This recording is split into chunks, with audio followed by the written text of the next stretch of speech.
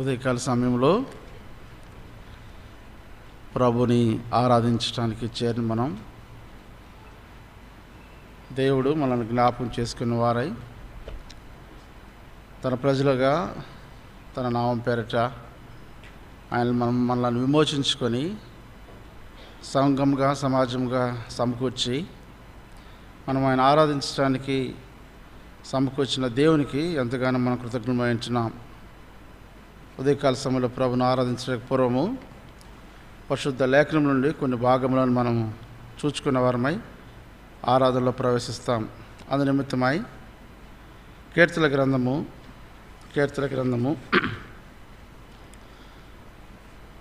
89వ అధ్యాయము మొదటి వచనం. కీర్తన గ్రంథము 89వ అధ్యాయము మొదటి వచనం. యెహోవా నీ కృపాతిశయమును నిత్యము నేను కీర్తించెదను, తరతరములకు నీ విశ్వాస్యతను నా నోటితో తెలియజేసేదను. మరలా చదువుకుంటామండి. యెహోవా యొక్క కృపాతిశయమును నిత్యము నేను కీర్తించెదను, తరతరములకు నీ విశ్వాస్యతను నా నోటితో తెలియజేసేదను. అదే రీతిగా ఆదికాండము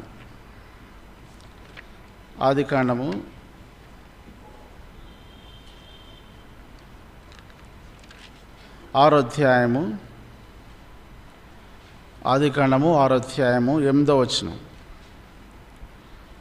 అయితే నోవహు యెహోవా దృష్టి యందు కృప పొందిన వాడాయను. చిన్న ప్రార్థన చేసుకుంటాం. ప్రేమగల మా తండ్రి, జీవగల ప్రభువా, జీవాధిపతి, ఘనమైన నామమునకు వందస్తుతులు ఆచరించుకుంటూ వస్తున్నాం.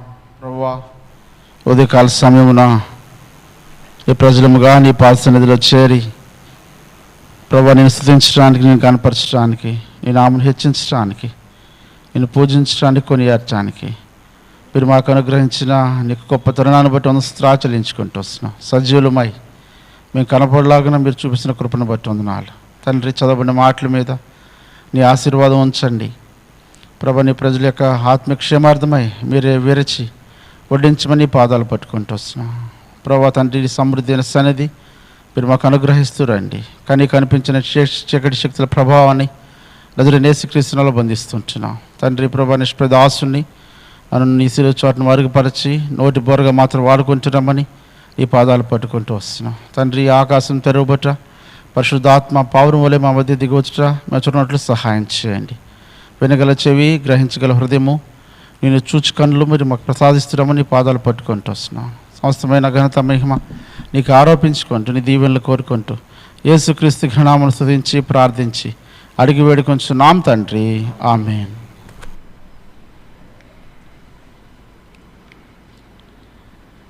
కీర్తన గ్రంథము 89వ అధ్యాయము మరి మొదటి వచనంలో చూసినట్లయితే భక్తుడు ఈ రీతిగా సెలవిస్తుంటున్నాడు. ఏమని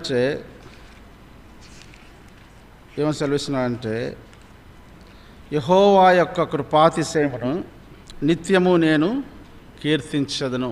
దేవుని యొక్క కృప అనేది నిత్యము అంటే అనుదినము మనము స్తుతించేదిగా మనం చేస్తుంది. ఇక్కడ చెప్పబడిన మాట ఏంటంటే యెహోవా యొక్క కృపాతిశయము అంటే ఈ కృప అనేది అది అతిశయింపదగినది. కృప అనేది అది ఎంతో గొప్పది. కాబట్టి దేవుని యొక్క కృపాతిశయమును బట్టి నిత్యము మనం ఏం చేయాలంటే కీర్తించే వారంగా ఉండవలసిన వారంగా ఉంటున్నాం. చూడండి, మరి నోహు యొక్క జీవితంలో చూసినట్లయితే నోహు గురించి చెప్పబడుతున్న మాట ఏంటంటే నోవహు మరి అయితే యెహోవా దృష్టి యందు కృప పొందిన వాడాయను. ఈ యొక్క నోవహు జీవితాన్ని ఉదయకాల సమయంలో కొద్దిగా మనం ధ్యానించి దేవుడు మన ఏళ్ళ కనపరిచిన కృపను గురించి మనము మరి ఎక్కువగా ధ్యానిస్తూ వస్తాం. నోవహు జీవితంలో కృప పొందిన వాడాడు. నోవహు యెహోవా దృష్టి యందు కృప పొందిన వాడాయన చెప్పండి మాటను చూసినట్లయితే ఏంటి కృప అని ఆలోచించినట్లయితే దేవుడు మానవనీతమై సర్వసృష్టిని సృజించిన వాడుకుంటున్నాడు. ఆకాశమును, సూర్యచంద్ర నక్షత్రాదులను మరి నిర్మించి అంత మాత్రమే కాదు, తాను భూమి మీద నివాసయోగ్యంగా ఉండటానికి మరి జంతుజాలము, మరి పక్షులు, చెట్లు సమస్తమును సృజించిన వాడుగా ఉంటున్నాడు. కాబట్టి మానవుడు మరి చూసినట్లయితే చూడండి, ఆదికాండం మొదటి అధ్యాయము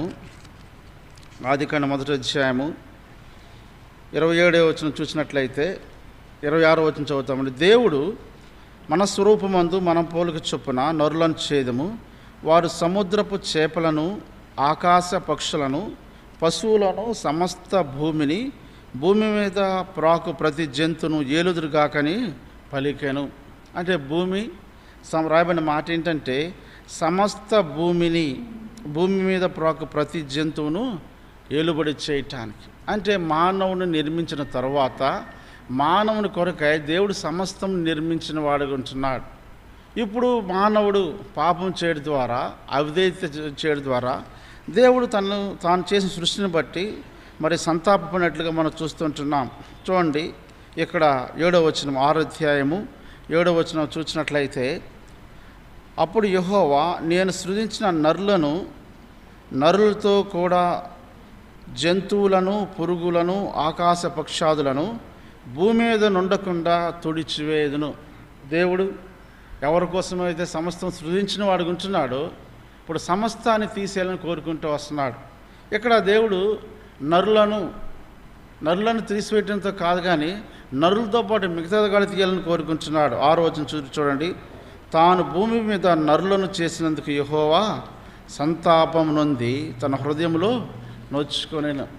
అంటే దేవుని యొక్క తీర్పు, దేవుని యొక్క ఉగ్రత నరుల మీదకు వచ్చినట్లుగా చూస్తూ ఉంటున్నాం. దేవుడు తాను సృజించిన సృష్టిని బట్టి దేవుడు తన సంతాపం నొందిన వాడుకుంటున్నాడు.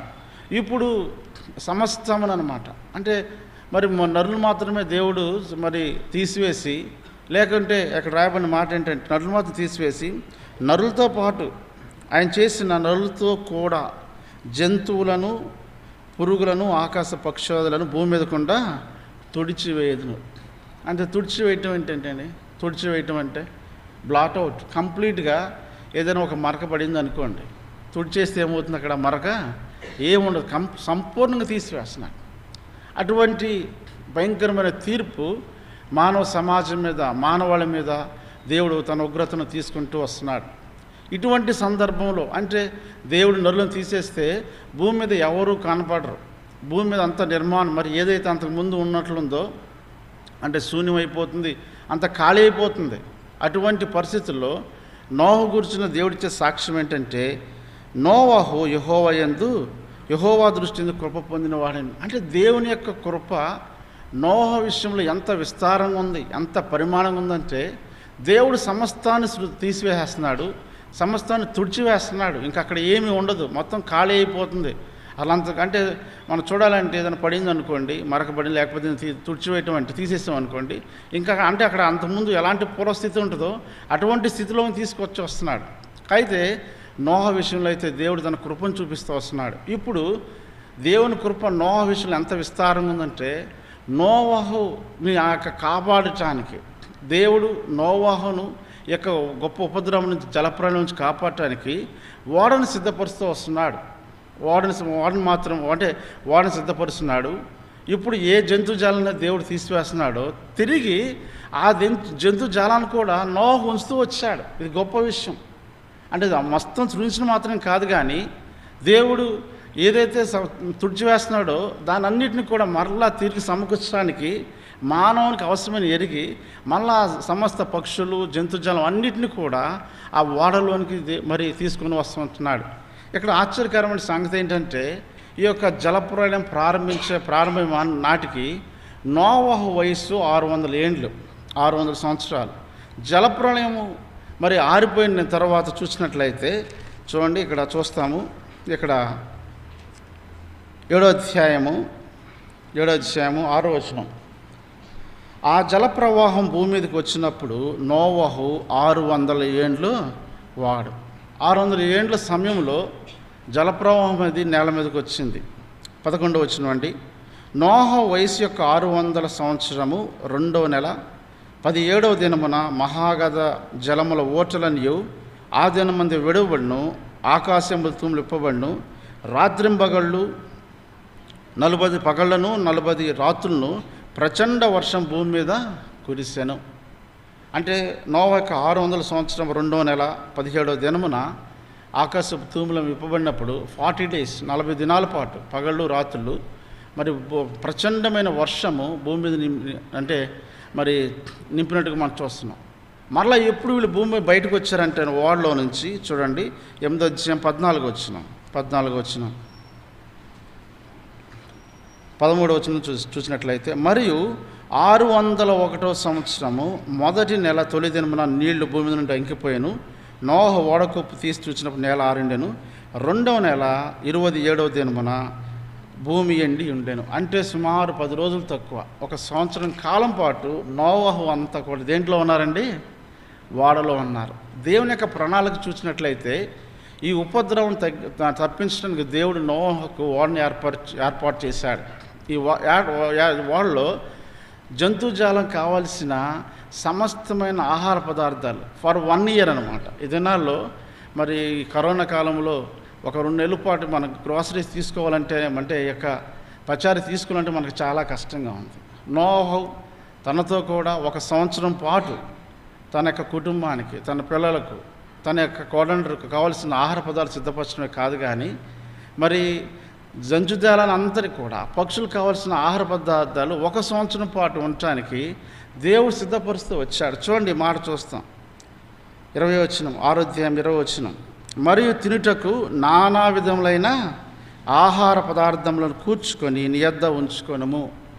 ఎందుకంటే నోహు వాళ్ళు ఉన్న కాలము సుమారు 1 సంవత్సర కాలం. మళ్ళా తన విత్తనం వేసేంత వరకు, పంట వచ్చేంత వరకు దేవుడు ఆహారం సిద్ధపరుస్తూ వచ్చాడు. దేవుని యొక్క ఆచరణ అంటే దేవుని యొక్క కృప నోహ విషయంలో ఎంత ఉందో మనం చూడవచ్చు. అంత మాత్రమే కాదు, జంతు జాలానికి కూడా 1 సంవత్సరం పాటు పెట్టాలంటే రెండోది వివిధ రకాలైన ఆహార పదార్థాలు. కొంతమంది అంటే మరి పక్షులైతే ఇక చిన్న చిన్న పల్సెస్ అవి తింటూ ఉంటాయి కానీ మరి సింహాలు, పులులు వాటికి ఏం కావాలి?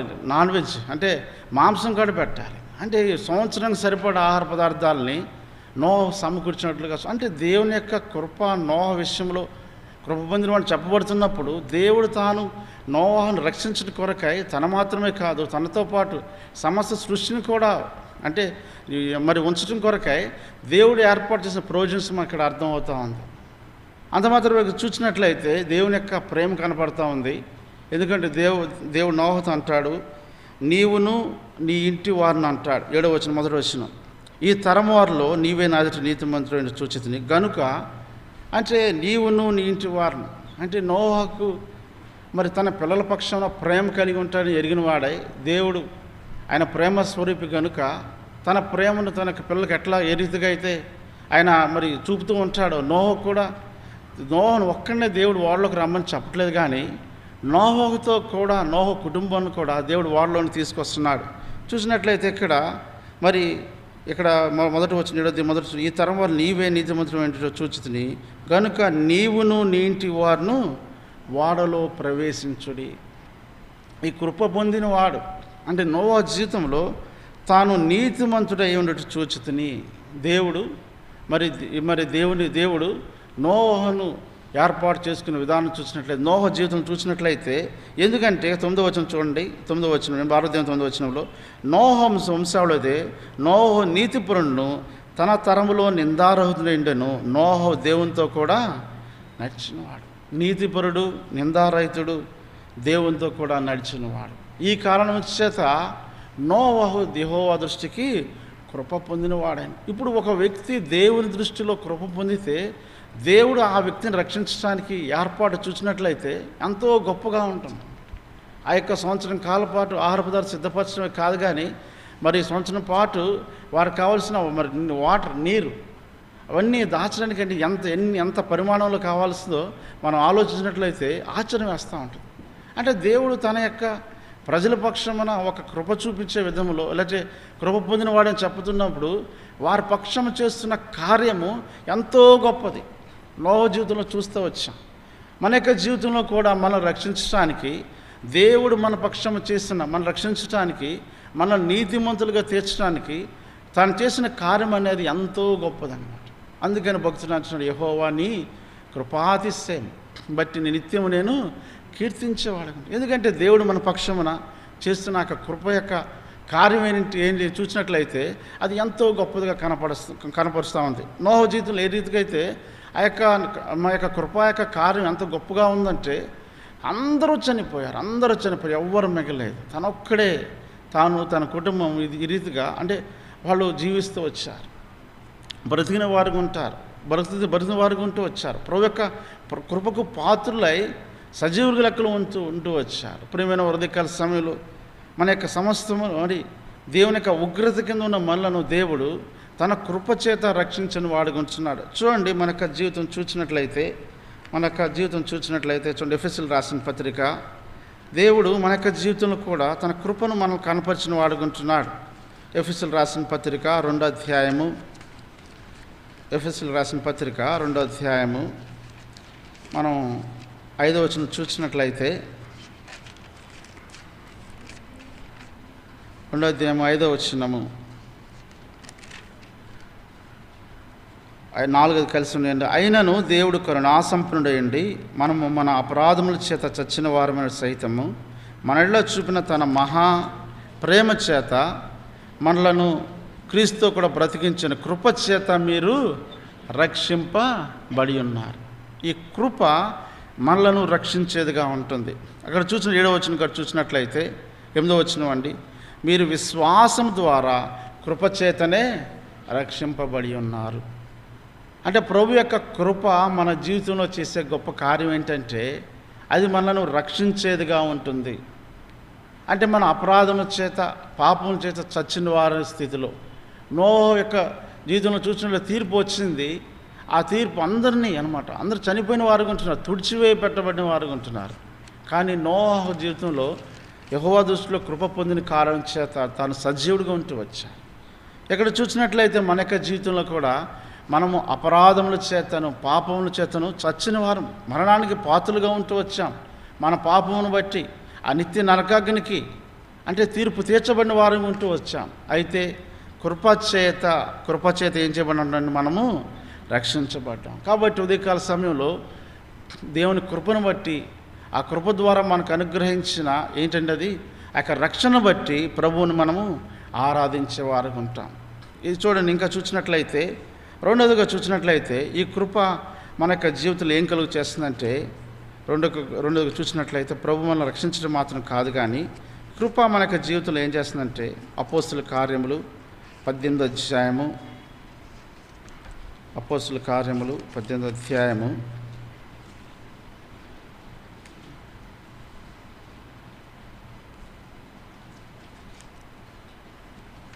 27వ వచనం. తరువాత అతడు అకయకు పోదలిచినప్పుడు అతను చేర్చుకొని సహోదరులు ప్రోత్సాహపరచు అక్కడి శిష్యులకు రాసిరి. అక్కడ వచ్చి కృపచేత విశ్వసించిన వారికి చాలా సహాయము చేశాను. కృపచేత ఇక్కడ మనకేం కనపడుతుందంటే విశ్వాసము. ఈ కృప అది మనకి ఇదంటే దేవుని యొక్క కృప మన యొక్క జీవితాల్లో దేనిని కలుగ చేస్తుందంటే విశ్వాసమును కలుగ చేస్తుంది. ఎప్పుడైతే మరి అంటే విశ్వాసం కలుగ చేస్తుంది అనమాట. కృప ద్వారా ఆయన యందు విశ్వాసం ఉంచడానికి సహాయం చేస్తూ ఉంటుంది అనమాట.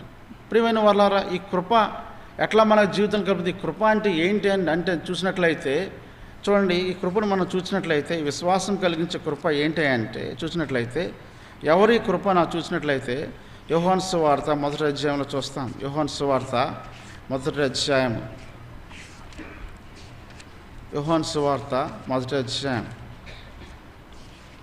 ఇప్పుడు మనం విశ్వాసాన్ని కలిగి ఉంటున్నాం.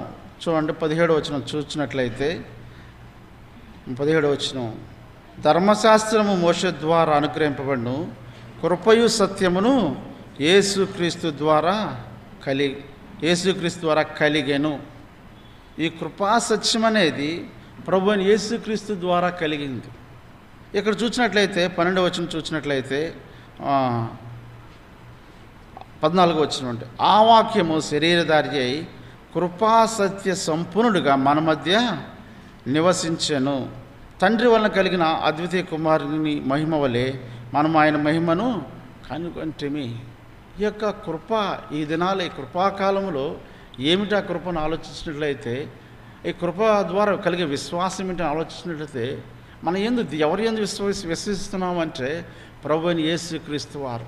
ఆయనే కృపా సత్య సంపూర్ణంగా మన మధ్య నివాసం చేసినట్లు చూస్తున్నాం. ఈ కృప ఏంటంటే కృపయు సత్యము. కృపా సత్యము అనేది యేసుక్రీస్తు ద్వారా కలిగింది. సత్యము అంటే కృపలో సత్యంలో కృప ఉంది. ఆ కృపా సత్యం ఎవరంటే ప్రభు అయిన యేసుక్రీస్తు వారే. సత్యము అంటే ఏంటంటే చూడండి, యోహాను సువార్త 17వ అధ్యాయము 17వ వచనం 17 చూసినట్లయితే ఈ సత్యము ఏంటని ఆలోచించినట్లయితే, సత్యమందు వారిని ప్రతిష్ఠ చేయము, నీ వాక్యమే సత్యము, నీ వాక్యమే సత్యం. అంటే ఈ కృప ద్వారా వాక్య వారి అయిన ప్రభుని యేసుక్రీస్తు వారు ఈ భూమి మీదకి వచ్చిన వారు ఉంటున్నారు. ఎవరైతే ఆయన అంటే ఆ యొక్క వాక్యమునందు విశ్వాసం వినుడి ద్వారా ఏం కలుగుతుంది? మనకి విశ్వాసం. వినుట క్రీస్తుని గూర్చిన మాట వలన కలుగుతుంది. కాబట్టి యేసుక్రీస్తు వారు దేవుని కృప మన ఏ రీతిగా బయలుపరచబడుతుందంటే, ప్రభుని యేసుక్రీస్తు వారు ఈ లోకమునికి వచ్చుట ద్వారా, ఆయన యందు మన విశ్వాసం ఉంచుట ద్వారా మన జీవితాల్లో అది ఆ యొక్క విశ్వాసం అనేది కార్యకారి అవుతుందన్నమాట. కాబట్టి మన యొక్క కృప చేత మనకి జీవితాల్లో దేవుడు ఏం చేస్తే తన యొక్క విశ్వాసమును మనలో కలుగు చేస్తూ వచ్చాడు. తను బయలుపరుచుకుంటూ వచ్చాడు. ఇక్కడ యేసుక్రీస్తు ప్రభువు వారి గురించి చెప్పిన మాట ఏంటంటే, ఆయన తండ్రిని 1వ అధ్యాయం 18లో చూస్తామండి. ఎవరిని ఎప్పుడైనా దేవుని చూడలేదు, తండ్రి రొమ్మునున్న అద్వితీయ కుమారుడే ఆయనను. అంటే దేవుని ప్రభుని యేసుక్రీస్తు వారు కృప ద్వారా బయలుపరుస్తూ వచ్చాడు. దేవుడిని బయలుపరుచిన కారణం చేత ఇప్పుడు మనం ఏం చేస్తున్నామంటే ఆయన యందు మనము విశ్వాసం ఉంచుతున్నాం. కాబట్టి విశ్వాసం ద్వారా మనం ఏం చేయించబడిన రక్షింపబడిన వారుగా ఉన్నాం. కాబట్టి మొట్టమొదటి కృప చేత మనం రక్షించబడిన వారుగా ఉన్నాం. రెండవదిగా చూసినట్లయితే కృప చేత విశ్వాసం. ఈ విశ్వాసం ఏంటి అంటే ప్రభువైన యేసుక్రీస్తు వారే. అంతమాత్రం దీంట్లో కూడా రెండో అంశం ఉందండి. రెండో అంశం చూసినట్లయితే విశ్వాసం అంటే ఏంటి అని చెప్పబడుతున్నప్పుడు, హెబ్రీయులకు రాసిన పత్రిక 11వ అధ్యాయము హెబ్రీ 11లో విశ్వాసం చెప్పబడుతున్నప్పుడు మొదటి వచనము హెబ్రీ 11:1లో విశ్వాసమునది నిరీక్షింపబడు వాటి యొక్క నిజస్వరూపమును అదృశ్యమైన ఉన్నవంటకు రుజువునయ్యండి. అంటే నిరీక్షణ కలుగ చేస్తుంది. విశ్వాసం అన్నది నిరీక్షింపబడు వాటి యొక్క నిజస్వరూపం. నిరీక్షణ విశ్వాసం ద్వారా ఏం కలుగుతుందంటే నిరీక్షణ. చూడండి 6:8 6:18 చూసినట్లయితే 6:18 మధ్యన బట్టండి 6:18 చూస్తాము. ఈ విధముగా దేవుడు తన సంకల్పము నిశ్చలమైనది ఆ వాగ్దానమునకు వారసులైన వారికి మరినీ నిత్యము కనపరిచి ఉద్దేశించిన వాడై తాను అబద్ధమాడ నిశ్చలమైన 2 సంగతులను బట్టి మన ఎదుట ఉంచబడిన నిరీక్షణను చేపట్టుటకు శరణాగతులమైన మనకు ధైర్యము కలుగునట్లు ప్రమాణం చేసి వాగ్దానం దృఢపరిచెను. ఈ నిరీక్షణ నిశ్చలమును స్థిరమునై మన ఆత్మకు లంగరు వలె నుండి తెర లోపలికి ప్రవేశించుచున్నది. ఈ నిరీక్షణ నిశ్చలమును స్థిరము అన్నమాట. అంటే విశ్వాసం ద్వారా నిరీక్షణ ద్వారా మనకి నిశ్చలమును మన ఆత్మలు ఏం చేస్తుందంటే అది లంగరు వలండి. అంటే మనల్ని బలపరుస్తుంది, మనల్ని కదలకుండా నిలబెడుతూ ఉందన్నమాట. కాబట్టి యేసుక్రీస్తు ప్రభువారి ద్వారా మనకు ఇవ్వబడిన ఈ యొక్క విశ్వాసం ద్వారా కలిగే నిరీక్షణ మన ఆత్మలను స్థిరంగా ఉంచుతూ వస్తుంది అన్నమాట. అందును బట్టి ఉదయకాల సమయంలో ప్రభు మనకు అనుగ్రహించిన రక్షణను బట్టి, ఆయన అనుగ్రహించిన విశ్వాసమును బట్టి మనం ప్రభుని ఆరాధించేవారుగా ఉంటాం. మూడవదిగా చూసినట్లయితే చూడండి, ఎఫెసీయులకు రాసిన పత్రిక ఈ కృప ద్వారా మనకు జరిగే ఆశీర్వాదం మేలు ఏం చూసినట్లయితే దేవుని కృప ద్వారా జరిగే మేలు 1వ అధ్యాయం 7వ వచనం. ఎఫెసీయులకు రాసిన పత్రిక 1వ అధ్యాయం 7వ వచనం. దేవుని కృపామహదేశ్వరుని బట్టి ఆ ప్రినియందు ఆయన రక్తం వల్ల మనకు విమోచనము, అనగా మన అపరాధములకు క్షమాపణ మనకు కలిగి ఉన్నది. ఆ దేవుని కృపామహదేశ్వరుని బట్టి ఆ ప్రినియందు ఆయన రక్తం వల్ల మనకు విమోచన, అనగా దేవుని కృపామహదేశం బట్టి మనకు కలిగేది ఏంటంటే మనకు విమోచన, రిడెంప్షన్ అన్నమాట. విమోచన అన్నమాట. విమోచన అనే పదాన్ని మనకు జ్ఞాపకం చేసుకున్నప్పుడు ఉదాహరణ చూసినట్లు, ఎవరైనా ఒక వ్యక్తి కిడ్నాప్ చేయబడ్డారనుకోండి, కిడ్నాప్ చేశారు, వాళ్ళు ఏం చేస్తారు చెప్పండి? ది డిమాండ్ హ్యూజ్ అన్నమాట. ఎందుకంటే ఒక వ్యక్తిని కిడ్నాప్ చేసినప్పుడు అతని ప్రాణం కొరకై మరి ఎవరైనా కానీ ఎక్కువ అమౌంట్ ఎంతో అనమాట, తనకున్నదంతా వాళ్ళు కూడా ఏం చేస్తారంటే ఏదో తక్కువ ₹1 ₹2 ఆశించరు. ఆ యొక్క వాళ్ళు కిడ్నాప్ చేసిన వ్యక్తిని బట్టి ఎంతో విలువను వాళ్ళు ఆశిస్తూ వస్తారు, కోట్లు వాళ్ళు ఆశిస్తూ వస్తారు, చెప్తుంటారు అనమాట. ప్రియమైన వాళ్ళ మనం కూడా యొక్క సాతాను యొక్క చెరలోకి వెళ్ళినప్పుడు, పాపం ఆదాము యొక్క పాపం ద్వారా సాతాను యొక్క బంధకాలు ఉన్నప్పుడు దేవుడు మనకు విమోచించడానికి ఆయన రక్తం కాచిన వాడికి ఉంచున్నాడు. చూడండి, మత్తయి సువార్తలో ఈ విషయం మనం చూస్తూ ఉంటాం. మత్తయి సువార్త 20:20 మనిషి కుమారుడు పరిచారం చేయించుకుంటూ రాలేదు, కానీ పరిచారం దేనికోసం వచ్చినట్టండి? మత్తయి సువార్త 20:28 చూసినట్లయితే, మనిషి కుమారుడు పరిచారం చేయించుకుంటూ రాలేదు, కానీ పరిచారం చేయుటకును అనేకులకు ప్రతిగా విమోచన క్రయధనముగా తన ప్రాణమును పెట్టుకోవచ్చు. యేసుక్రీస్తు వారు మనల్ని విమోచించడానికై, సాతాను యొక్క బంధకముల నుండి విడిపించడానికై ఈ లోకానికి వచ్చిన వాడు గురించినాడు. తాను క్రయధనం చెల్లించాడు. అంటే క్రయధనం అంటే క్రయం అని చెప్పబడుతున్నప్పుడు అక్కడ వ్యాపారం అంటే బిజినెస్ డీడ్ అన్నమాట. ఆ క్రయాన్ని చెల్లించాడు, ఆ విలువను కట్టిన వాడు గురించినాడు. సిలువలో ఆ యొక్క తాను కార్చిన రక్తం ద్వారా ఆ యొక్క క్రయాన్ని చెల్లించిన వాడు గురించి నిన్ను నన్ను విమోచించడానికి. కాబట్టి ఇది ఎట్లా జరిగిందంటే దేవుని కృప మహదైశ్వర్యం బట్టి ఆలోగా చూస్తాం. కాబట్టి ఉదయకాల సమయంలో దేవుని కృపా మహదైశ్వర్యం బట్టి ఆయన అనుగ్రహించిన కృప, ఆయన రక్తం వల్ల మనకేం కలిగిందంటండి? మన రక్తం వల్ల మనకు విమోచన, సాతాను నుండి మనము విడిపించబడిన వారిగా ఉంటున్నాం. చూడండి, ఎంత మాత్రమే కాదు, ప్రభు మనల్ని విడిపించడమే కాదు, కానీ ఇంకో విషయం చూస్తాము. రోమిలకు రాసిన పత్రిక 3:24 3:24 కృప ద్వారా మనకు విమోచన మాత్రమే కాదు, కానీ రోమా 3:24 ఈ మాట మనం చూస్తూ ఉంటాం.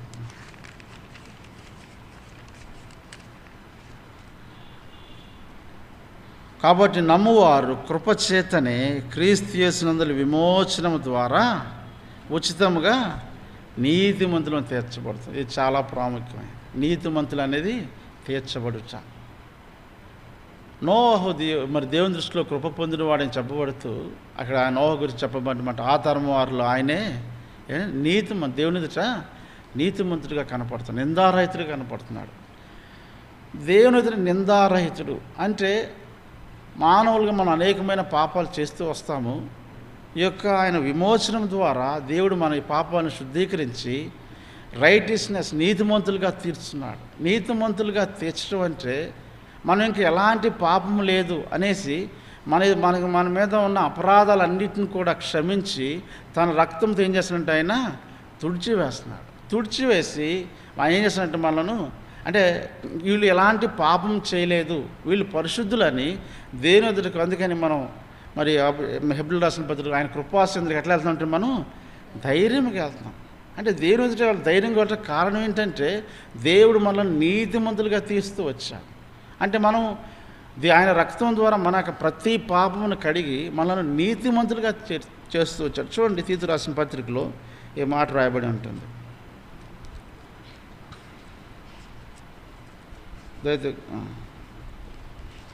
రోమిలకు రాసిన పత్రిక క్షమించండి, తీతు రాసిన పత్రిక 3:7 తీతు రాసిన పత్రిక 3:7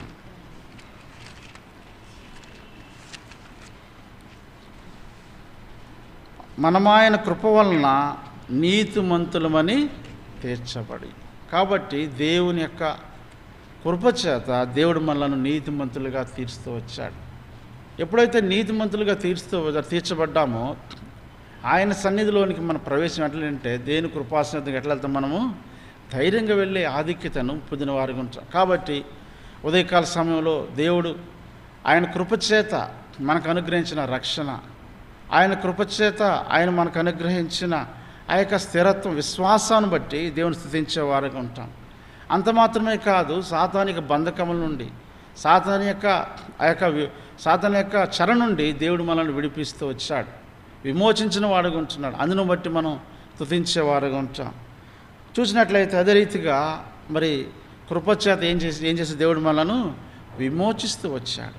ఇంకా చూసినట్లయితే ఈ కృపచేత మనం ఏం చేయబడ్డామంటే గలతీలు రాసిన పత్రిక 1వ అధ్యాయము 15వ వచనం. గలతీ 1వ అధ్యాయం 15వ వచనం.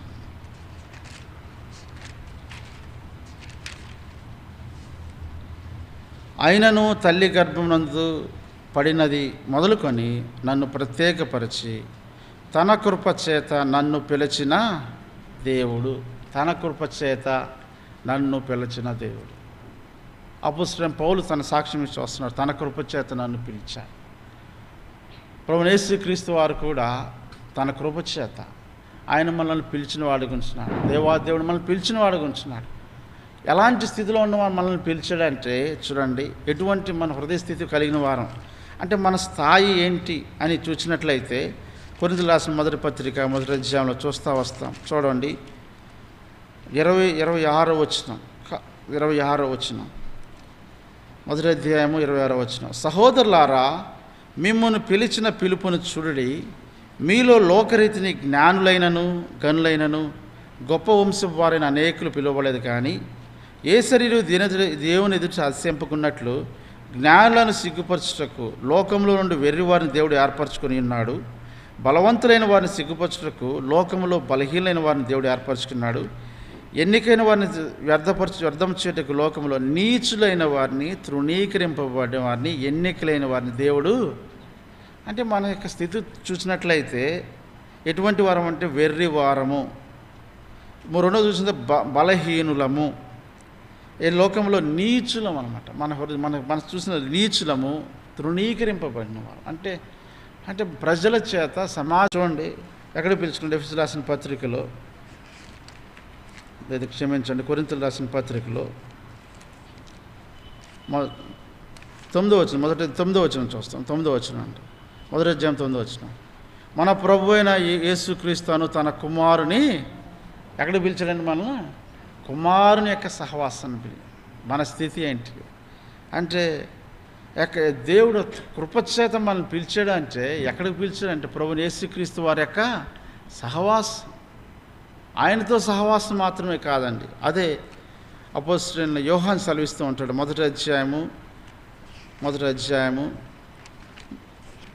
1 యోహాను రాసిన పత్రిక 1వ అధ్యాయము 3వ వచనం. మాతో కూడా మీకును సహవాసము కలుగునట్లు మేము చూచిన దానిని విని దానిని మీకు తెలియజేస్తున్నాము. మన సహవాసం అయితే తండ్రితో కూడాను ఆయన కుమారుడైన యేసుక్రీస్తుతో కూడాను ఉన్నది. అంటే కుమారునితో సహవాసం మాత్రమే కాదు కానీ తండ్రితో కూడా మనము సహవాసానికి వచ్చాం. తండ్రి కుమారులతో సహవాసం మాత్రమే కాదు కానీ పరిశుద్ధాత్మతో కూడా సహవాసానికి వచ్చాం. చూడండి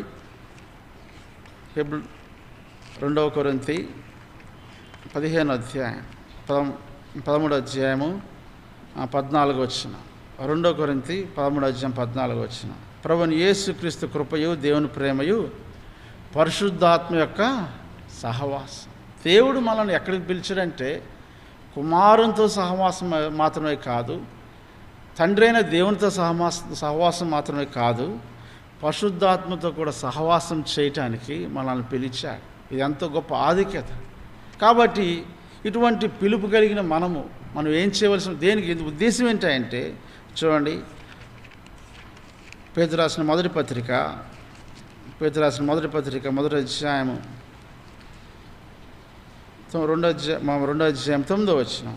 అయితే మీరు చీకటిలో నుండి ఆశ్చర్యకరమైన తన వెలుగులోనికి మిమ్మల్ని పిలిచిన వాని గుణాతిశయమును ప్రచురం చేయ నిమిత్తము ఏర్పరచబడిన వంశమును రాజులైన యాజక సమూహమును పరిశుద్ధ జనమును దేవుని సొత్తైన ప్రజలను అన్నారు.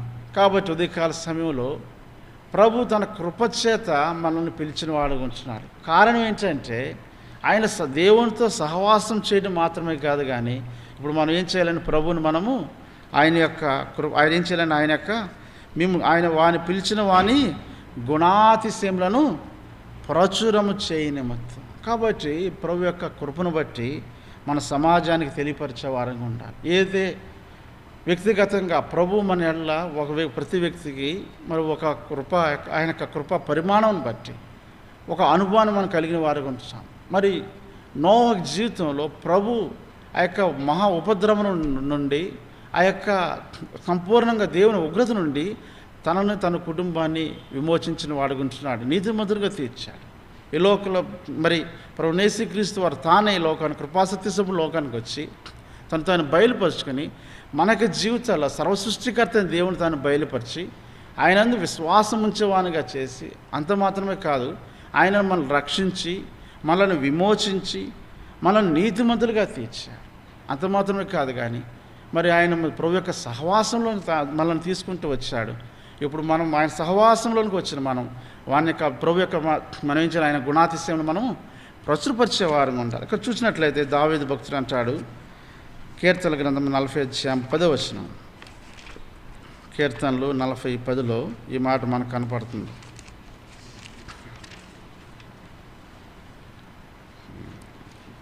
40:10 నీ నీతిని నా హృదయంలో ఉంచుకొని నేను ఊరకుండలేదు, నీ సత్యమును నీ రక్షణ నేను వెల్లడి చేయుచున్నాను, నీ కృపను నీ సత్యమును మహాసమాజమునకు తెలుపక నేను వాటిని మరుగు చేయలేదు. కాబట్టి ప్రభు మన యొక్క జీవితంలో ఆయన అనుగ్రహించిన కృపను బట్టి ఉదయకాల సమయంలో ప్రభును ఆరాధించేవారుగా ఉంటాం. మన వ్యక్తిగతంగా ప్రభు ఆయన చూపిన కృప, సత్యము, ఆయన చూపిన మేలులను బట్టి ఉదయకాల సమయంలో ప్రభుని మనం ఆరాధించే వారంగా ఉంటాం. అటు రీతిగా దేవుడు మనకు సహాయం చేయను గాక.